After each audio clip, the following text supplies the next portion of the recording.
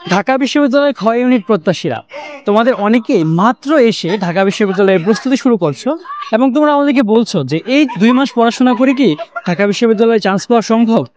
তাহলে তোমাদের জন্য আজকের ভিডিওটা। আজ আমি এমন কিছু টেকনিক বলবো, তুমি যদি এই টেকনিক নেক্সট 2 মাস মেনটেন করতে পারো, তুমিও ইনশাল্লাহ ঢাবিয়ান হবে। তো প্রথমত তোমার কি করতে হবে, প্রথমে আমাদের বাংলাটা আমরা কিভাবে পড়বো সেটা নিয়ে একটু জানি। দেখো, আমাদের বাংলার মধ্যে আমরা বাংলাকে 2 ভাগে ভাগ করবো। একটা হচ্ছে কি আমাদের গদ্য পদ্য, নাটক, উপন্যাস, এই পার্টগুলো। তো তুমি হচ্ছে দেখো, এখন তোমার নাটক আর উপন্যাস এগুলো কিন্তু তোমার পড়ার খুব বেশি সময় তুমি পাবে না, তুমি টাইম নিয়ে পড়বে না। এই জিনিসগুলো তুমি কি করবে, তুমি প্রতিদিন না 10 পৃষ্ঠা করে পড়বে। কোন সময় পড়বে এগুলো তো দেখো আমাদের গল্পের মতো। তো এগুলো তুমি হচ্ছে তোমার যে ফ্রি টাইমটা থাকবে ওই টাইমে পড়বে। তারপর গদ্য পদ্যগুলো তুমি একদম ভালো মতো শুরুতেই শেষ করে ফেলবে। আর দেখো গ্রামাটিক্যাল আইটেমগুলো তুমি হচ্ছে তোমার বড় বড় কোনো বই কেনার দরকার নেই। তুমি হচ্ছে নবম দশম শ্রেণীর যে ব্যাকরণ বইটা আছে আগের বেগুনি কালার বইটা, সেটা তুমি একটু পড়বে, ঠিক আছে। আর দেখো আমাদের যে মুখস্থ আইটেমগুলো আছে যেমন বাগধারা, এক কথায় প্রকাশ, সমার্থক শব্দ, বিপরীতার্থক শব্দ, এগুলা কিন্তু তুমি এখন ধরে ধরে যদি সব পড়তে যাও তুমি কিন্তু শেষ করতে পারবে না এবং তুমি হতাশ হয়ে যাবে। অ্যান্ড আমরা যদি দেখি এগুলো থেকে কিন্তু খুব বেশি প্রশ্ন আসে না, তোমার চান্স মিস করানোর মতো অ্যামাউন্ট কিন্তু প্রশ্ন এখান থেকে আসবে না। সো তুমি এগুলো কী করবে, বিগত বছরের প্রশ্নগুলো দেখে যাবে, তারপর সব প্রস্তুতি শেষ করতে পারলে তখন তুমি এগুলোকে একটু দেখে নিতে পারো।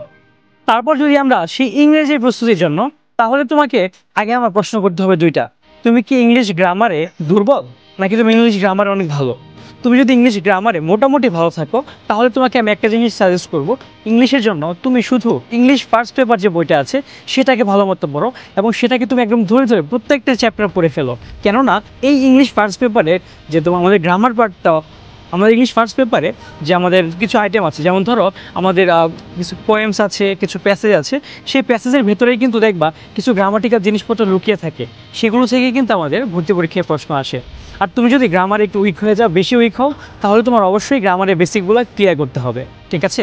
এরপর যদি আমরা আসি আমাদের সাধারণ জ্ঞান প্রস্তুতির জন্য, তাহলে আমরা কি বলবো, দেখো সাধারণ জ্ঞান তো এত বড় বড় বই, সেই বইগুলো আমরা অল্প সময়ের মধ্যে কীভাবে শেষ করতে পারি। প্রথম জিনিসটা সেটা হচ্ছে কি, তুমি একটা বই নিবা, একটার বেশি কোনো বই নেওয়ার দরকার নেই। তুমি একটা বই নিবা, তুমি প্রশ্ন ব্যাংক অ্যানালাইসিস করবা এবং দেখবা যে বিগত বছরগুলোতে কোন কোন টপিক থেকে বেশি প্রশ্ন এসেছে।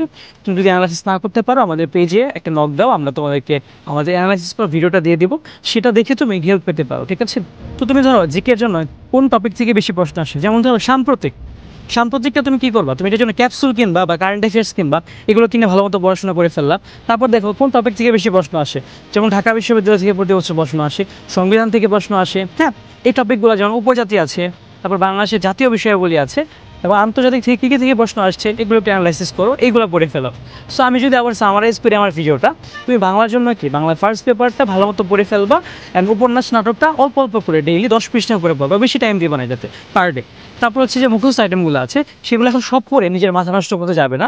বিগত বছরে যেগুলো এসেছে বিসিএস পরীক্ষায় এবং ঢাকা বিশ্ববিদ্যালয়ের আগের পরীক্ষাগুলোতে, সেগুলো একটু তুমি দেখে ফেললা। তারপর ইংলিশের ক্ষেত্রে আমরা যদি একটু মনে করি, তাহলে আমরা বলবো যে ইংলিশ ফার্স্ট পেপার বইটা তুমি ভালো মতো করো, তোমার যদি গ্রামারের বেসিকটা ভালো থাকে, ঠিক আছে।